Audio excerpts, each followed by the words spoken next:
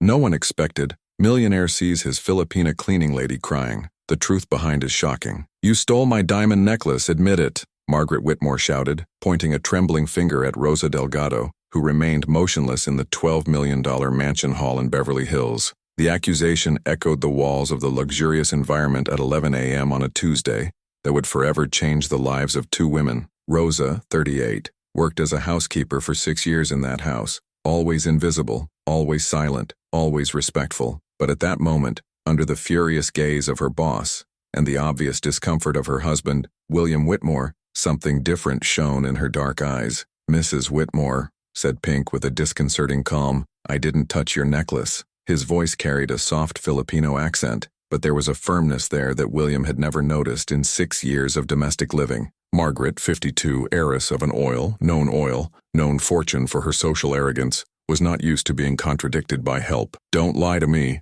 The necklace was on my dresser last night, and this morning it was gone. You were the only person who cleared my room." William watched the scene from the leather's Italian sofa, his laptop closed on the coffee table. Successful 48-year-old businessman, he had built a technological empire through hard work, but had also married Margaret for the social contacts she provided. Now, seeing his wife to publicly humiliate Pink, she felt increasingly discomfort. "I'm going to call the police right now," Margaret continued, catching his iPhone with perfectly manicurated nails. "I will guarantee that you are deported back to your miserable Philippines." Rosa didn't move. "It didn't lower your eyes." He did not beg for mercy as Margaret expected. Instead, something almost imperceptible happened. A brief smile crossed his lips, so fast that only William managed to capture. "Do whatever you find necessary, Mrs. Whitmore," replied Rosa, setting the blue apron with the same dignity that a queen would adjust her crown. Margaret stopped in the middle of the dial, disconcerted by the unexpected reaction.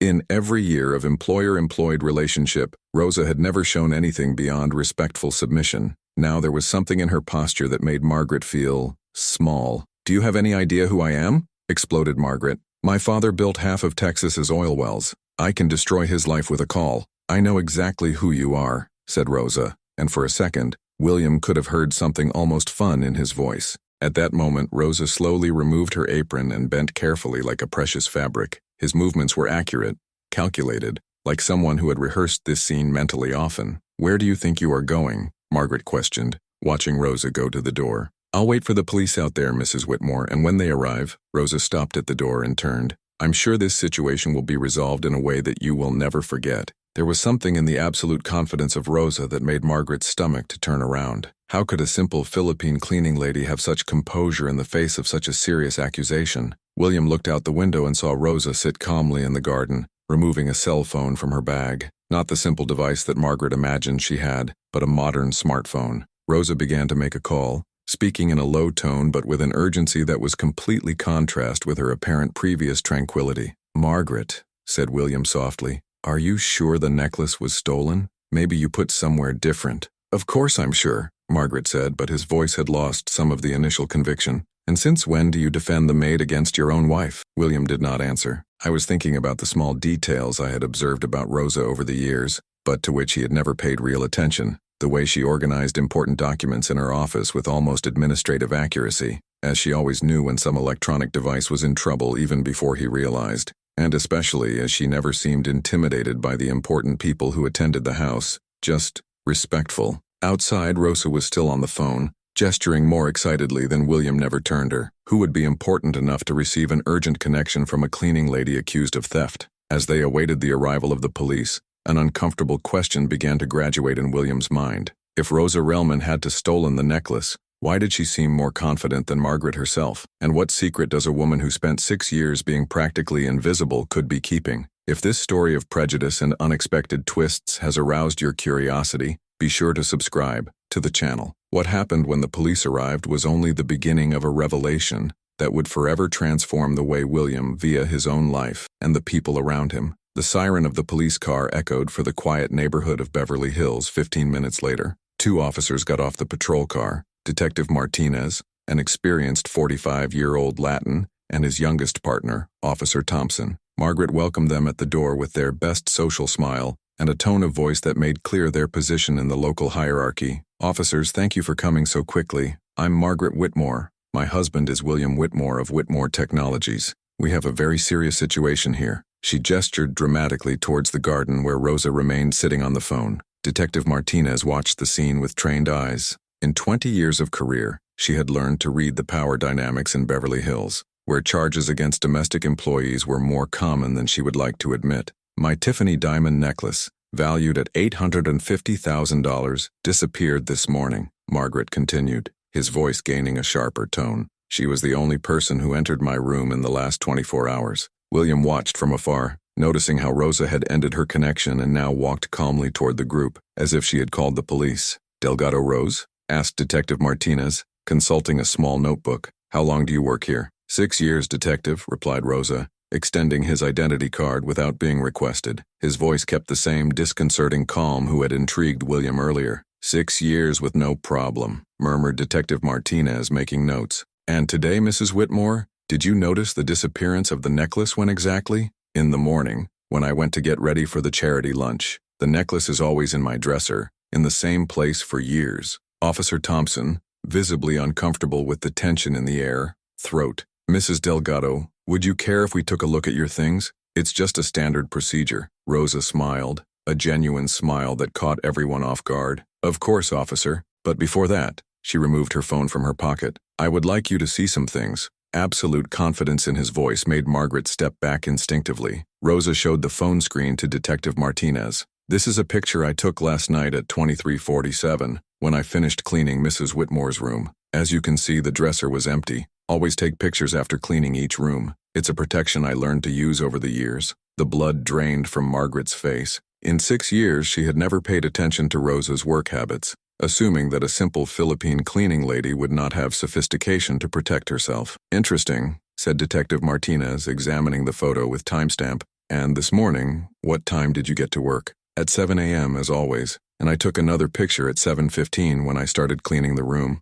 Rosa slid the screen, showing another image. As you can see, the dresser was still empty. William felt something turning on his stomach. 6 years watching Rosa work, and he had never realized this level of organization and precaution. Margaret, desperate, intervened. "This proves nothing. She could have removed the necklace before taking the picture." "Mrs. Whitmore," said Detective Martinez with professional patience, "when was the last time you used this necklace?" The simple question created an embarrassing silence. Margaret opened and closed his mouth several times before answering. "Well, I don't remember exactly. Maybe a few weeks ago." 3 months, said Pink calmly. "The last time Mrs. Whitmore wore the necklace was at the American Cancer Society's gala dinner in September. I remember why I had to clean a red wine stain from her dress the next day." The accuracy of Rosa's memory was disturbing. William began to realize that all these years, while he and Margaret lived their lives assuming that Rosa was just a silent presence, she had been watching, recording, memorizing every detail. "Rosa,"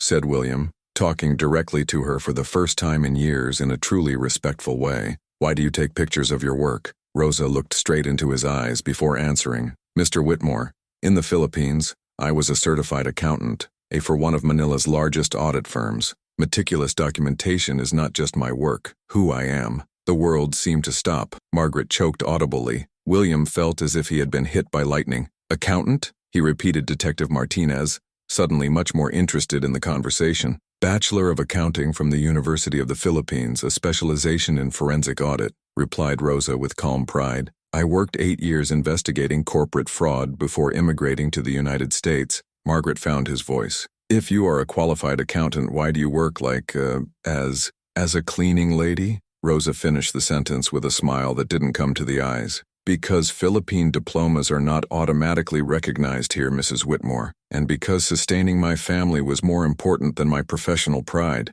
The revelation was completely reorganizing the dynamics of the situation. Detective Martinez closed his notebook, clearly reaching a conclusion. "Mrs. Whitmore, based on what we saw here, photographic documentation, inconsistent timeline, and the absence of concrete evidence, we have no basis for a formal accusation." "This is ridiculous," exploded Margaret. "She obviously what?" Rose interrupted, his voice remaining calm but gaining a quality of tempered steel. "Obviously I would be dumb enough to steal something as traceable as a Tiffany of $850,000. Obviously I wouldn't have the intelligence to plan a perfect crime if I wanted." The silence that followed was deafening. William looked at his wife, and for the first time in years of marriage saw Margaret as she really was. Not only privileged or spoiled, but fundamentally prejudiced in a way that he had chosen to ignore. Detective Martinez delivered a card to Rosa. "Mrs. Delgado, if something like this happens again, don't hesitate to call us directly." When the police left, Margaret turned furiously to Rosa. "Don't think that is over.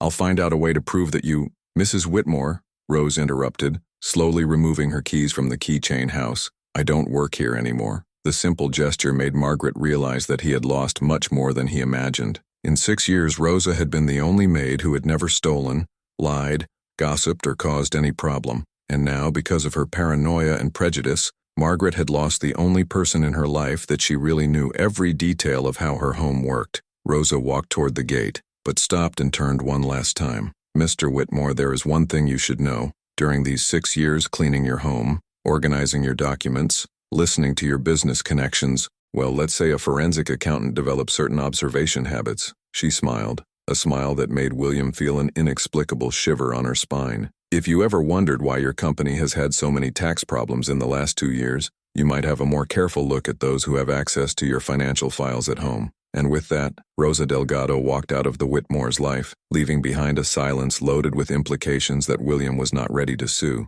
What exactly Rosa had observed during all these years of forced invisibility, and why, for the first time since he knew her, did he feel that the smartest person in that house had just left the front door? 3 days have passed since Rosa had left the Whitmore mansion, but her ghostly presence seemed to haunt every corner of the house. Margaret had discovered as worse as possible how much she depended on the silent efficiency of her former employee. The air conditioning system had cared, the dishwasher was making strange noises, and she had no idea where Rosa kept the numbers of the technicians. William, in turn, could not get Rosa's final words out of his fiscal problems. That Thursday night, locked in her home office, she decided to investigate what she could have seen. His corporate financial files were in a specific office cabinet, the same office as Pink meticulously cleaned all Tuesdays and Fridays. William opened the first file and began reviewing the documents he had brought home in recent months. It was then that he noticed something disturbing. Several pages had small pencil marks on the banks, almost imperceptible circles around specific numbers,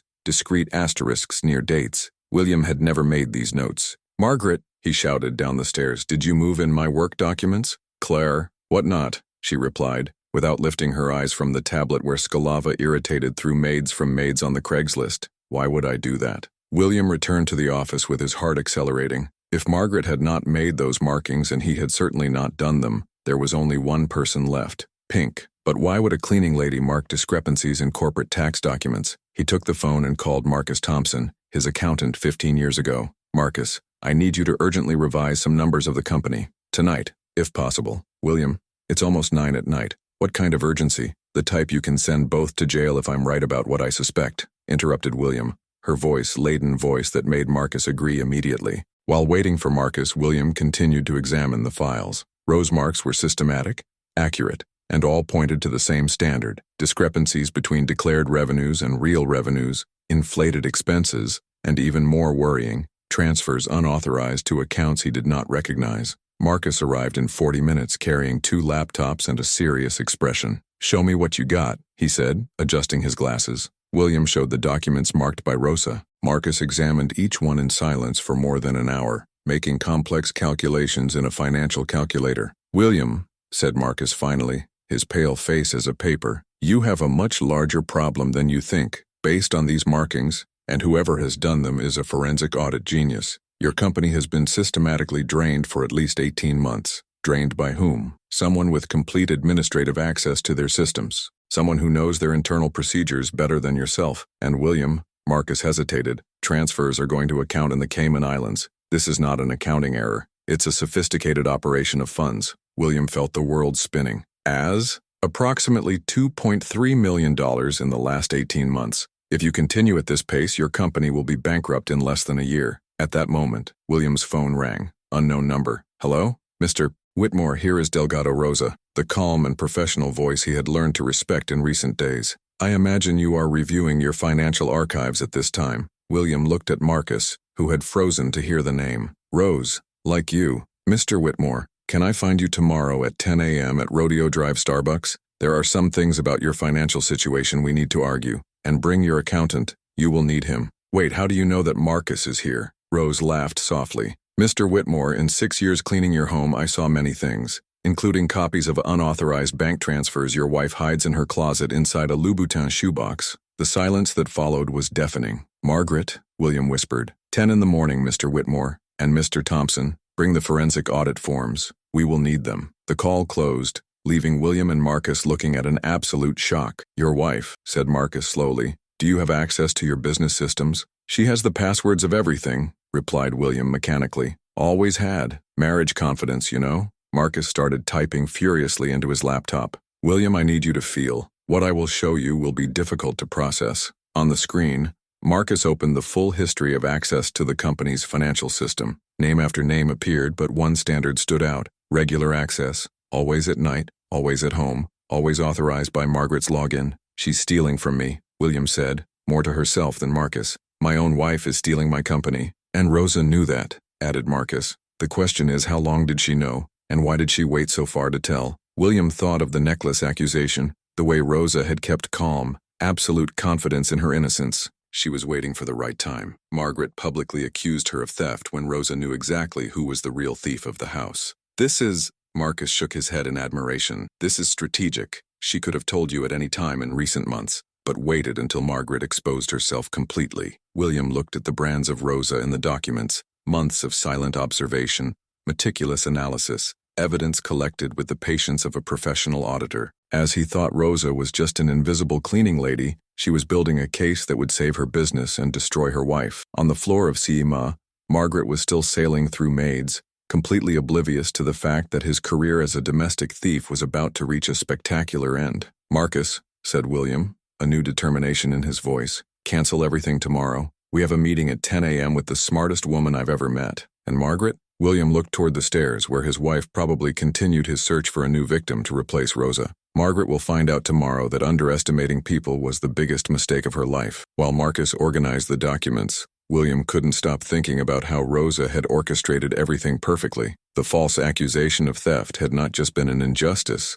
it had been the catalyst that Rosa was waiting to expose the true criminal. And tomorrow at 10 a.m., the invisible Philippine cleaning lady would reveal herself as the only person capable of saving the empire that William's own wife was systematically destroying. But what William didn't know yet was that Rosa had much more in the sleeve than just evidence of financial fraud. What she was about to reveal about Margaret would not only turn a case of theft into a much larger conspiracy, but would also show that sometimes the most dangerous person in our lives is the one who sleeps next nights. Rodeo Drive Starbucks at 10 a.m. was bustling, but Rosa had chosen a table in the corner back to the wall, strategic position of those who learn to always observe all exits. William arrived accompanied by Marcus, both visibly nervous and carrying bulky pastes. "Thank you for coming," said Rosa, gesturing to Phil. She no longer looked like the submissive cleaning lady William had met for 6 years. There was a natural authority in his posture, as if he was finally wearing clothes of the right size after years wearing fantasies. "Rosa," started William, "I need to know exactly what you found out about Margaret. Mr. Whitmore, before we talk about his wife, need to understand one thing." Rosa opened an organized folder meticulously. "In 6 years working at your home, I was not just a cleaning lady. I was an unemployed forensic auditor watching a case of fraud developing right under your nose." Marcus leaned forward. "What kind of fraud are we talking about?" Rosa smiled. Not the shy smile of the maid, but the confident smile of a professional presenting irrefutable conclusions. Money laundering, fiscal dropout, and misappropriation. Margaret was not just stealing from Mr. Whitmore's company. She was using the company to launder money from a much larger network. "This is impossible," William Babasito. "Margaret doesn't even understand corporate finance." "Margaret graduated from economics from Stanford," Rose interrupted calmly. "Information I found in her documents while organizing the office. She never told you that, right?" William's world collapsed. Margaret had always presented himself as a spoiled heiress without formal education, interested only in purchases and social events. Rosa continued, "In the last 18 months, your wife diverted $2.3 million from his company and used his corporate accounts to process $18.7 million in suspicious transfers to offshore accounts, money that belonged to you or her." "Whose money was it?" Marcus asked. "Mexican cartel, specifically the Hermanos Vega organization." Rosa put photographs of documents on the table. Margaret was being paid 15% commission for each transaction. William felt nausea. His wife was not just a thief. He was an international criminal using his company as a facade for money laundering from drug trafficking. "How did you discover that?" "Patience, observation, and 20 years of experience in forensic audit." replied Rosa. Every night, after you slept, Margaret had come down to the office. I installed discrete security cameras for 8 months. Rosa showed a tablet with dozens of time-stamped videos. Here is Margaret, 2:30 a.m. processing transfers. And this is my favorite. Margaret on the phone with someone named El Jefe, discussing exchange rates to special commodity. William watched the videos in total shock. The woman on screen was not the superficial wife he thought to know, but a sophisticated criminal operator. Why didn't you tell me that before? Because I needed irrefutable evidence, and because I needed to be sure that the Lord was not involved. Rosa took another document. This morning at 8:30, I handed all these evidence to the FBI. The operation to arrest Margaret will start in 2 hours. 2 hours? William looked at the clock, panic evident in his eyes. Mr. Whitmore, your wife will be arrested today, and that's why I prepared this. She delivered a sealed envelope, my complete testimonial as a witness confirming that you were a victim, not complicit. At that moment, William's phone rang. Margaret. Answer, said Rosa. Put on the Vive. William, where are you? Margaret's voice sounded tense. You need to go home now. Some men have been here looking for you. Margaret, said William, his voice gaining firmness. I know everything. I know about Stanford. I know about the 18.7 million. I know about El Jefe and the Hermanos Vega. Silence on the other end of the line. Rosa took the phone. Hello, Margaret. Here's Delgado Rosa, your former Paticinas, the woman you falsely accused of stealing your necklace as you knew you were the real thief. How did I find out? I'm forensic auditor, Margaret. For 6 years you committed crimes right in front of me, assuming I was too stupid to understand. Rosa, please, if you deliver this information, very dangerous people will... Too late. The FBI already has everything. The sound of distant sirens began to echo through the line. The false accusation of theft was the biggest mistake of your life, Margaret, said Rosa, his voice loaded with satisfaction, because it gave me the final motivation you needed to completely destroy the criminal empire you built at the expense of your own husband. The call was closed. William looked at Rosa with admiration. You orchestrated all this. Pink nodded. Revenge served with intelligence, Mr. Whitmore, not angry. As the sirens approached Beverly Hills, William realized that she had completely underestimated the smartest woman she had ever known. Margaret was about to discover that publicly humiliating a Philippine forensic auditor had been the last and most expensive mistake of her criminal life. 6 months later, Rosa Delgado was sitting on her new executive table on the 20th second floor of a skyscraper in downtown Los Angeles. His forensic audit consulting firm had grown exponentially since the Whitmore case became a national headline. The cleaning lady who overthrew a cartel had become a symbol of resistance and underestimated intelligence. The wall behind his table proudly displayed his Philippine diploma alongside his newly filed American license, both framed in legitimate mahogany. His team of 15 specialized auditors investigated corporate fraud across the country, with a 6-month waiting list for their services. William slammed lightly at the office door, carrying 2 coffees. After the divorce and recovery of his company, he had become the first client and angel investor of Rosa. More than that, he had become a genuine friend, perhaps the first real and honest relationship of his adult life. The news about Margaret arrived today, he said, handing over the coffee and sitting in the armchair in front of the pink table. 25 years in federal imprisonment. No possibility of parole. Rosa waved without showing satisfaction or sadness. And the Hermanos Vega? Operation completely dismantled. 47 arrests in 3 countries. The FBI said it was the biggest scam against cartoon money laundering in the last decade. They were silent for a few moments, both suing as a simple accusation of theft had become the fall of one of the largest criminal operations on the West Coast. Rosa, said William, can I ask you something that has intrigued me for months? Of course. Why did you wait so long? You could have told me about Margaret a year ago, 2 years. Why did you endure so long being treated as a cleaning lady? Rosa smiled. Because I needed to be absolutely sure. In forensic audit, you can't accuse anyone of anything until I had irrefutable evidence. A premature movement could have ruined everything. And was the necklace accusation your moment? It was my catalyst. Margaret gave me exactly the emotional motivation I needed to stop being a passive observer and become an active justice agent. William shook his head in admiration. You orchestrated one of the smartest revenge I've ever seen. It was not revenge, Rosa corrected kindly. It was justice. The difference is that revenge seeks pain, justice seeking correction. I wanted Margaret to pay for her crimes. I didn't want her to suffer for humiliating me. At that moment, Rosa's assistant Jennifer, a Latin young woman she had hired directly from a community school, entered a pile of documents. Rosa, 3 new cases have arrived today. A Filipina nurse in Seattle is being falsely accused of medical negligence. A Mexican accountant in Dallas discovered fraud at the company where she works. And a teacher in Miami is being discriminated against by the school board. Rosa smiled when he heard the cases. Schedule video conferences with the three for tomorrow. And Jennifer, make sure they know that our first appointment is always free. When Jennifer left, William looked at Rosa with renewed curiosity. You're creating a network of justice for underestimated immigrants, aren't you? I'm creating opportunities, replied Rosa. For 20 years I worked in jobs below my qualification because people judged my ability for my origin. Now, I use my position to ensure other people like me have a chance to show what they are capable. William got up to leave, but stopped at the door. Rosa,